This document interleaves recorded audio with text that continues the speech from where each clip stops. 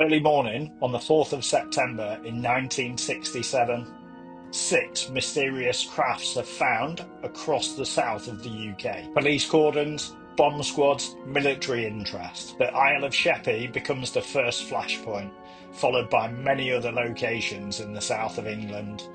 Britain holds its breath. Welcome back, everybody. I felt like I was too close to the camera there, guys. But welcome back. Welcome to another episode. We're doing something a little bit different again this week. We are doing a similar style to what we've done before, but we're going to actually be looking at something that happened in the UK, which is quite a famous hoax. So it's going to be a little bit different. I love this one. I can't wait. I can't wait, Kyle. Let's do it. Over to you, Dave. Is there any news today? Have we got much? There should always be some news. We've been scouring the internet this week looking for news. I found some fake news that apparently aliens.gov is up and running. I spent some time looking for it last night. I couldn't find it. There was, interestingly, a website that was like aliensomething.gov or something like that. So I think that was maybe a hoax. But I've been looking. I can't find anything, so we'll have to keep looking. I'm sure it's going to be kind of noisy. Obviously, everybody's holding their breath for the alien.gov launch. Maybe everybody's distracted because, we can't stop blowing the shit out of Iran. Just saying. Yeah, there is that too. I've seen very small amounts of stuff this week. Some actually to do with some films that are going to be released. You've got the head of the task force again, Republican Luna. She's pushing for the release of some photographs and videos as part of the pushed release. They are moving forward with what Trump said. I'm hopeful there's going to be some more news on that pretty soon. The other big thing that came out was Steven Spielberg released a small tidbit for Disclosure Day. That was making the rounds last night because it looks as though he's released the look of the alien that will be in the film. Oh, really? I've not seen that. Yeah. Okay. Well, I didn't want to mention anything before we were warming up before we recorded, but there's a shot of the deer, and it stood above a child in bed, basically Emily Blunt's character as a child. Sure. It goes past one of the eyes, and you see that it's a deer, and as it goes to the other one, you see that it's an alien almond-shaped eye, and then it cuts off. Wow. There's another shot as well where umbrellas are being held over very small 3-foot tall childlike beings. Okay. There's a lot Interesting. There's a lot of expectation that this is potentially Close Encounters of the Third Kind's unofficial sequel. We shall see when it releases. We shall see. Can't wait. The other bit I've seen today is there's a documentary coming out soon called Sleeping Dogs or Sleeping Dog. Okay. There's been a guy following Jeremy Corbell around for about a year, and it's tipped to be quite an important documentary in the subject. Jeremy Corbell is apparently sat on information, and he's having to make statements such as "I'm not feeling suicidal." So there's that piece that's coming out. That's coming out, I think, on the 15th of May, maybe 12th of May. So look out for that one. And last but not least, there was one more thing, and that is the disappearance of scientists in America has grown again. We're now at 10. Oh, wow. I was going to say, these scientists that we talked about a couple of weeks ago still haven't turned up, have they? So, the head of the project that you just talked about as well. Yeah, still no sign. So it's getting a bit creepy. Have you heard of the 3-body problem? Recently. No. So basically, the 3-body problem was a book that was released in China. Netflix turned it into a documentary. I actually would say you might enjoy it if you end up going to watch it. And it's the premise of it is it's all about dark forest. You have a species out there, and their Earth is circled by 3 suns, and because of that, the gravity that pulls on it means that it's a very, very harsh environment. Wow. In short, without spoilers, the whole point of it is they are sending information to Earth and stopping the advancement of Earth's scientific development, while an armada comes to take over. So to try and keep Earth where it is so that they don't get to a point where they can fight them off. Well, the first part of that is scientists go missing and die under strange circumstances. And what we're seeing in real life is almost like a real life representation, because Don't say this. Yeah, Don't say this. So I've read it today. Since 2024, key scientists in and around reverse engineering technology and R&D have gone missing and have not turned back up. Wow. I'm not saying we're getting invaded. I'm not saying that. A lot of people are looking at going, parallels? Okay, well, thanks for sharing those, Kyle. So, as we mentioned at the start, we are going back to 1967, and Kyle's already given the game away. This is one of the most kind of notorious hoaxes in this kind of topic in the UK. So, I've set the scene. 4th of September 1967, 6 metallic saucers show up across various parts of the south of England, and we'll try and pop up the kind of location map in the edit, and I'll make sure I share those over to Kyle, because I've been looking at it today just in preparation for recording. Let's just think about what it was like in 1967 in Britain. So Cold War tension, probably a massive factor. So if you think about that, and for those of you kind of young enough that you kind of don't remember that, what we mean by Cold War tension is Russia, US, UK, major nuclear armaments, all in a bit of a standoff. Anybody can press the button at any one point, and I think there was a heightened sense of awareness, a bit like we're feeling in 2026 with Iran, with Ukraine, and with the kind of global politics stage that's playing out at the moment. It's very reminiscent of the Cold War. So think of similar vibes. Think of, dark, gloomy Russia, the cold bloc, kind of, USSR, I guess it was back then. But those vibes, lots of kind of posturing and rhetoric, and everybody was just on edge, expecting a nuclear disaster to happen at any moment. So that anxiety, and the public primed for the unexpected on the back of that, just continuously. So that heightened sense of awareness. I think UFO culture rising is probably a fair way to describe it. I think Roswell was circa 1947, I think, off the top of my head. Yeah. So we're 20 years past that. There's a lot of encounters. There's a lot of reports throughout that period. We're still on the kind of height of the space race, so the Sputnik era, Adamski, contactee era, sci-fi optimism. All of these things are playing out. We're starting to think ahead to like the sci-fi stories, the kind of coming to life of Star Trek. Star Wars is probably in the back of somebody's mind, and starting to kind of come to life. Aliens, Predators, all of those things will have been in kind of conception at this point in somebody's kind of mind. So all of those things will spook different parts of the senses. And then at this point, the UK government were already receiving hundreds of UFO reports annually. I know Kyle and I have kind of talked about varying kind of states of that, and we've done the kind of MOD drop just for a really short period in time. This has been going on for years, and it was no different then. And then I think it's probably fair to say that there's a nation, and this continues, certainly in my mind and my beliefs, that there's a bunch of people that are just ready to believe, right? Just ready to believe the truth is out there, right? In the X-Files.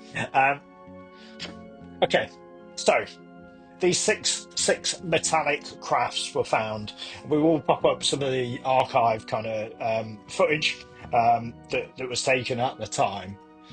They weren't massive, similar to when we talked about the Sulphur Moor kind of incident. It wasn't massive. They were bigger than that, though. But the truth is, they were fiberglass domes with metallic rims. They had scorch marks, and each saucer was emitting a high-pitched electronic beep, which is really interesting. There were strange alien symbols carved into each one of them, and they'd all been placed in strategic locations. and that the etching was on the inside, not the outside. So you wouldn't have seen it. It was just a metallic, silver saucer craft. No windows, no kind of way to look at it. The authorities at the time treated them as potential ordnance or foreign devices. They were really scared. Is it a bomb? Is it something we kind of need to treat? And one saucer was destroyed in a controlled explosion due to it. And that's it's fascinating because I think for me, it just shows the heightened sense at the time. I think, so what happened? So we found these 6 saucers. Britain mobilises on the back of this. So you've got police forces across the counties escalate into the situation quickly, police cordons in place, bomb disposal teams getting sent out, so they're military bomb disposal teams, enacting their full protocols, and the MOD begins internal communications, kind of getting everybody up to speed and bringing out that incident response. And the public curiosity just grows. Imagine if that was happening today, the news footage, the reporters going out. In 1967, we didn't have mobile phones, we didn't have the internet. It was all done by newspaper and, telephones between relatives. We did have television, so there would have been reporters going out, but it would have been the evening news or breaking news. So on the back of it, the media kind of prepares a national news story to go out. Now, as I've been reading about this today, it's really interesting because there was a few different kind of ways that these things were dealt with. So one was drilled into, and it imploded at the point they drilled into it, just for the way it had been manufactured. And then they found a couple of Energizer batteries inside, and it took away the hoax instantly because they found the Energizer batteries. Had they have been able to disguise them in a way, they might have been able to drag it on a little bit, kind of more, give it more longevity. So I think, so people are starting to catch on that maybe this isn't what they think it is. And I think the hoax has stepped forward quite quickly. The trainee engineers from the Royal Aircraft Establishment at Farnborough, and they just confess the saucers were part of their rag week. If for those of you in the States, that's a bit like hazing, going to university, joining your sorority, that sort of thing. In the UK, when you join new jobs, especially if you work in the trades, you might be sent for a long stand or a left-handed screwdriver, or something equally daft. It's that type of humour. It's not meant to harm, but it's meant to be a bit of fun. So they did it as part of kind of a rag week stunt. And they intended to test the public and institutional reactions by doing it.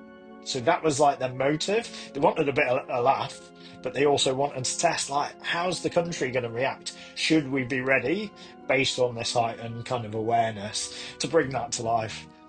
And they did not expect a military presence or escalation at all. That was never in their plan, and I think they've given reports and kind of interviews after the event that was never on their kind of bingo card, and it happened. So obviously it would have felt quite nerve-wracking for them. But I think the thing that was apparent was the craftsmanship of how they made it was really, really good, and it fooled an awful lot of people. And bearing in mind just some kind of young kind of early in the career people doing it as a bit of a laugh, to create something so convincing to cause that level of kind of alarm and panic was really kind of unprecedented for its time, I think, and that level of craftsmanship. So I think it's really interesting that they were able to pull it off, and the response, to get the military out. Maybe they didn't mean it. So it's quite interesting. As I say, we'll put up the kind of photographs and kind of talk it through. I'm just going to pause there. What do you think so far, Kyle? Would you have fallen for it, or do you think you would have known straight away? They're too small for me. I think it would have been weird. It's like a jolt out of your day to day. You see something quite strange in a field, catches your eye. But I think the size of them for me would have been a bit like, what? But again, you've got to put your head in the realm of the time as well. 1967. around that time, we wouldn't have had everything else that we've had along the lines of this particular topic. So, yeah, I mean, one of the things it did make me think of, just being completely upfront, is the etchings, because it made me think of Silphon more, that you said that the etchings were inside it, and I'm like, oh god, it makes me think even more that was a fake. But yeah, I mean, it's obviously really well thought out. There's a little bit in it that's like, it's this kind of stuff that doesn't help the topic. But at 1967, mindsets were different, right? Mindsets were really different when it came to this topic. Yeah. And just within the research, it's quite interesting because the sources were all placed strategically. It was only when you picked it up and turned it upside down did it trigger the battery inside. Jesus. So there was like little Easter eggs in and around it, you know, that the guys have kind of talked about. So they were placed in 6 locations. So they were in a straight line from east to west. So Queensborough on the Isle of Sheppey, so that's where he talks about, like, that was the first incident. Bromley in South London, Ascot, the village of Welford near Newbury in Berkshire, Chippenham in Wiltshire, and Clevedon in Somerset. So they'd taken the time, you know, and they'll have had to drive. Cars weren't particularly great in 1967, so it'll have taken some time to be able to distribute those things. And that's literally, you know, from the east to the west coast of the UK, at probably one of its broadest points, right? Just kind of where that kind of runs across. So it's really quite a wide distribution. And I think I've got a little map. Kyle, I can't share my screen. I know we looked at an article together. It is on that article, and you can kind of see that kind of line where it runs kind of. So just for those of you guys that don't live in the UK, all of the places that I've talked about are kind of below London, probably in like outer London, but on the south side, and kind of just running a line across the map. So it's quite interesting placement. And I think it's quite interesting how they must have pulled that off at the time. But I find it fascinating. I think the kids that found them were very convinced, like in the Isle of Sheppey, and some of those guys were interviewed. So a chap called Ray Seeger, who was one of with other children kind of playing outside when one of those 6 saucers was found. You know, his quote is, "We all came running over, and it was definitely there. There was definitely something there." You know, and as a kid, imagine your imagination kind of running wild. It was the old flying saucer shape. It was silver. It had a big dome. And a round thing, you know, outside. It was a flying saucer, exactly as you'd picture it as a child. So I bet it was good fun for these hoaxers, you know. But like, we'll get plenty of pictures up. There's plenty in the news articles that we've been looking at to kind of talk about this today. So we've talked about the hoaxers kind of revealing it. I think, why does it matter? Like, why does it matter? Why is it so important that this hoax happened? I think for me, this is a perfect case study in kind of mass interpretation under uncertainty. Do you know what I mean? The way that people react. Like, what do you think? Yeah, I think it's the impact that something like this can have on communities as a whole in one kind of go. Makes me think of the H.G. Wells radio story where it was War of the Worlds and people ringing the police thinking it was really happening. It has a feel of that to it as well. It does. It would have been a similar time. Yeah, it was. I can't remember when the H.G. Wells thing was. I think that was probably more the 40s, right? Because it was 40s or 50s kind of series. 40s or 50s, I think. Yeah. I think the effort that went to as well with the spacing between the drop sites, that even kind of pushes it further into trying to trigger something from the mindsets of people, because it wouldn't have been an easy thing to coordinate this at the time over the stretch of land that it was on, all very close to the same latitude line, and how they did it. So the commitment's top draw. The commitment is absolutely top draw to this, and it does actually show one thing. It shows that hoaxes of this scale can be done. Yes. Mm, Yes. We all question. We all question like crop circles. Is that a hoax? yeah. That's been a forever debated thing, right? There's plenty of video footage now of crop circles forming without people walking around with kind of planks of wood and the rope that they would always do I it on TV programs, right? I've seen one, and it's and Yeah, you where instant it's kind of the ball that comes it goes down and poof, and it yeah, just yeah, yeah, that was yeah, really strange. You've got to look at it and go, is that AI? Which is the problem with sure, everything these days. What do you think? yes. While we're on about it, now you've brought it up. What do you think about crop circles? Now you brought it Um, up off the cuff. Good question. I've had a few books on crop circles over the years, certainly before digital media was at the point it's at. I've always found them fascinating. Obviously, I've followed this subject for a long time. Um, I still find it fascinating. Mm, I don't have a strong sense of what really causes it. yeah, I'm definitely more in the camp that I think something else is causing it rather than some people going out to cause some patterns in the middle of nowhere in the middle of the night. Some of them are just absolutely ginormous,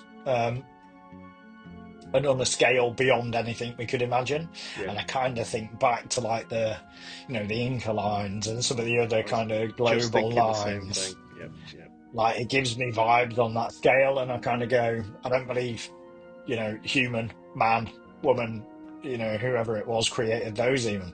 I Like, definitely. there would be no How could you? benefit, How could you? How could you? of How course. how can you? How can you create something on the ground to such a scale where when you're actually on the ground, it makes no sense. It has no pattern. You Yeah, can't recognise what it is. There's also the one yeah, that looks yeah, like an actual landing site as well. But yeah, I yes, wanted to yeah. ask. I wanted to ask. I No, I often good think. question. I often think with anything in this area, I think there's probably a lot of um, good stuff mixed up with lots of slop. Slop's the word these Nice. days, so slop I'm using. It is, yes, that's what my daughter uses. AI sloth is all over the internet. She loves it. That's the word. So, yeah, good. Okay, so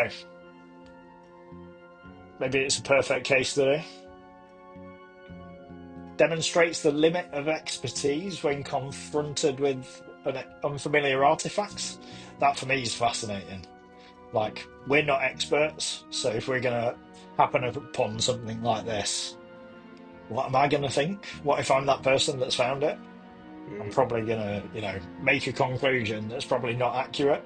I'm definitely not going to guess it's a hoax first, because what if it isn't? mm, Like, what's that risk factor? Do mm, I want to hang around? Bye, guys. No, I know Kyle wants you to come for a beer. I don't. please. Like, happy for a human connection, but maybe not alien connection in my garden, thanks. Um, Wait until I get to Roswell. I'll be calling them in. I'll be yes, calling them in. exactly. What about? I mean, there's something else that. I mean, again, putting very much a 2026 mindset on this. So again, I don't think that people back then were probably dealing with some of the problems that we do have these days. Like, I think if you saw something like that these days, you'd probably think it was a bomb, Yeah, which maybe. is scary. Yeah, Which is scary, really. Anyway, just a yeah. passing thought. Passing thought. Mm. Mm. No, There'd be no, it's fair. caution. There'd be caution. Yes. Mm. I think for me this reinforces the importance of documentation, analysis, and some calm reasoning at the point of seeing it. And it kind of comes back to exactly what you've just said, Kyle, right? The way you react to that. Yeah. Or what if it is a bomb?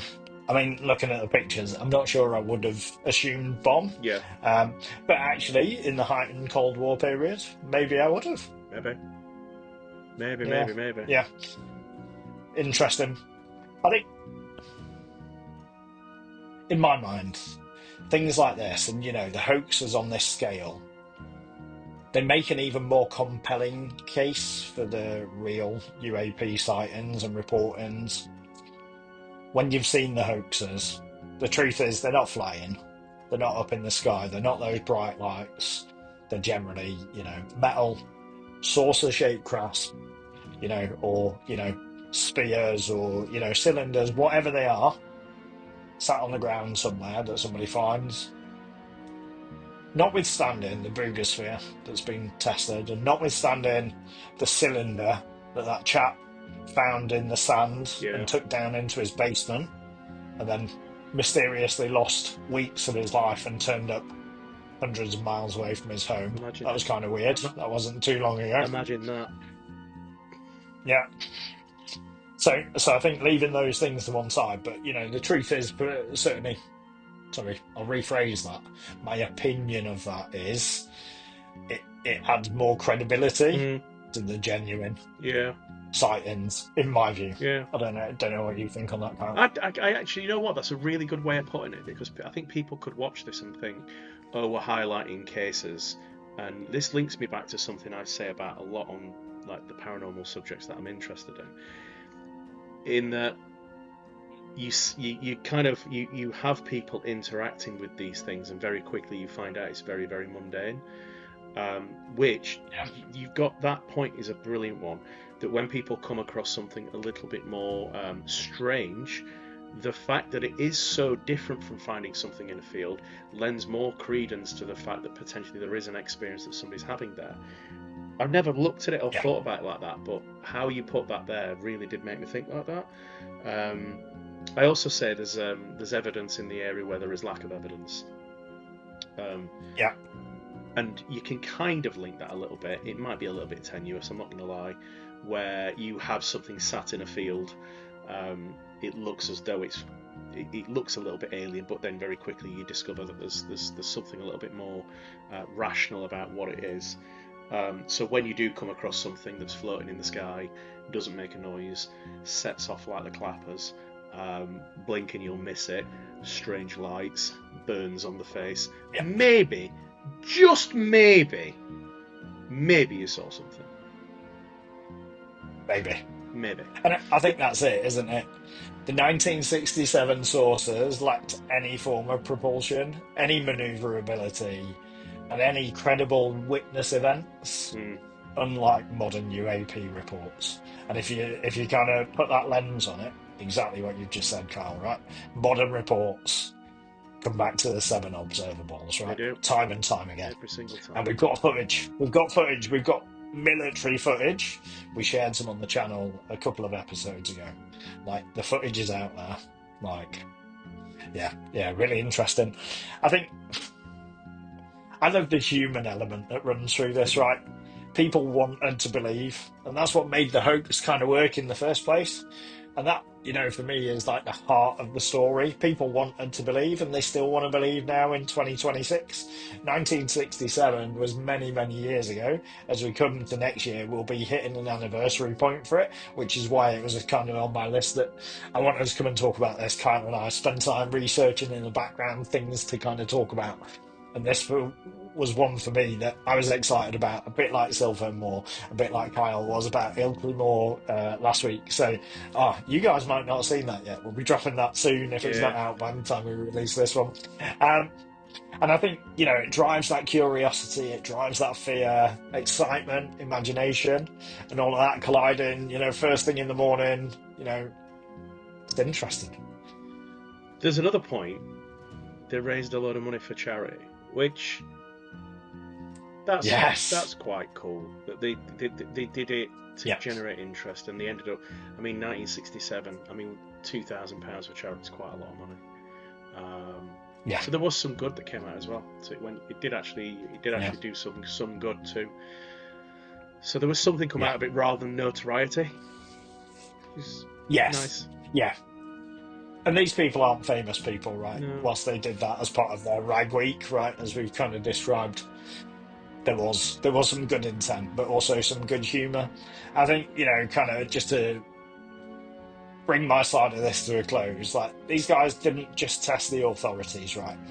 They tested the public psyche around this. And in doing so, they've kind of left behind one of the most fascinating footnotes in British UFO history to date. I don't think we've had an experience. Silvermore was similar, but not on the scale. And, never proven in the same way that it was truly a hoax. Whereas this one was, what people owned up to it, and we got to a really good point, and I really love that about it. Mm. Um, It's been a really cool. nice. It's been a really cool different thing to talk about, and I think I'm not always a massive fan of hoaxes, as I said at the beginning. Yep. But you're making me walk away from this with a different view of it, because when you can easily identify a hoax like this, like I was just saying, it does give more weight to arguments when there's a little bit more evidence there that would weigh the view of actually something paranormal did actually happen. So, yeah, Of course. cool.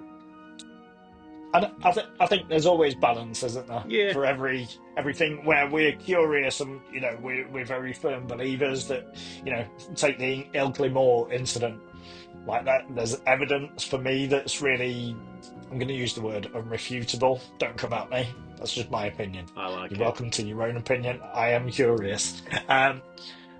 I don't know what that is, and I'm not trying to articulate what that incident is, nor what the thing that was photographed was. Obviously, we did some enhancements. We've shared that in the footage. This we know is a hoax. We know people have owned up to it, and I love that because people did, and it kind of took away the mystery.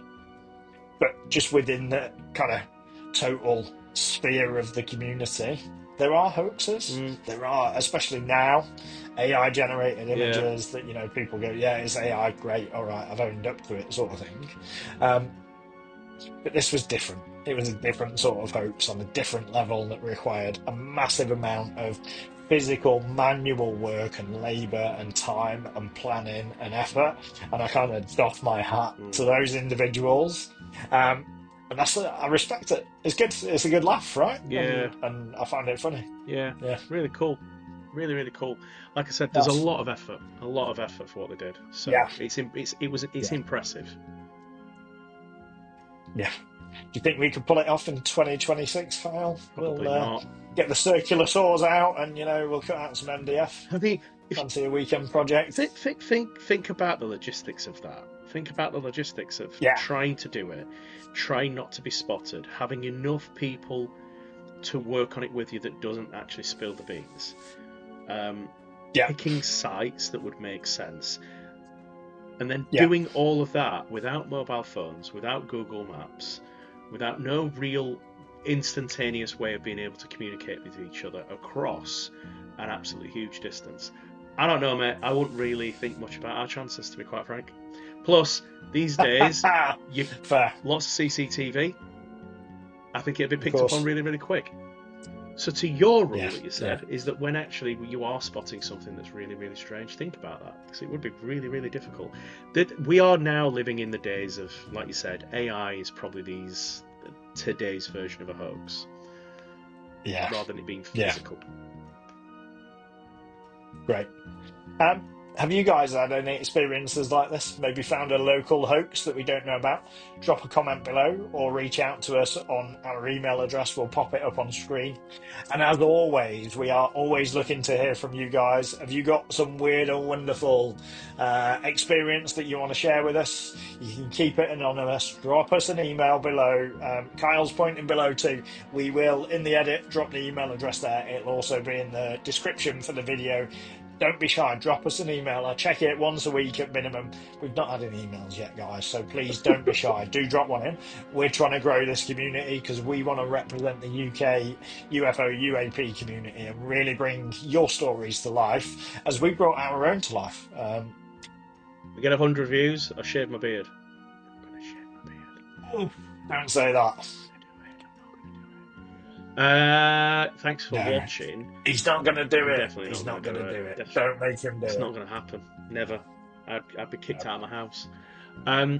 If we get 100 views, I'll shave my head. Now we're talking.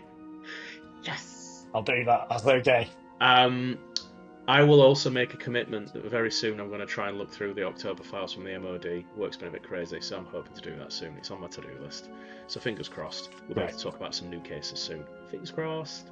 Bear with me, people. Amazing. We're hoping for some fresh news next week. We're keeping a close eye on aliens.gov, as I'm sure all you guys are. drop us a message if it pops up and we've not seen it yet, and we'll make sure that we kind of jump onto that straight away. And Kyle, you gave me a little bit of insight offline about a regular viewer and subscriber. Do you think we should do a special shout out? I think you should. Yeah, I think that'd you know be what? really nice. Thank you for nudging me on that, because I didn't actually.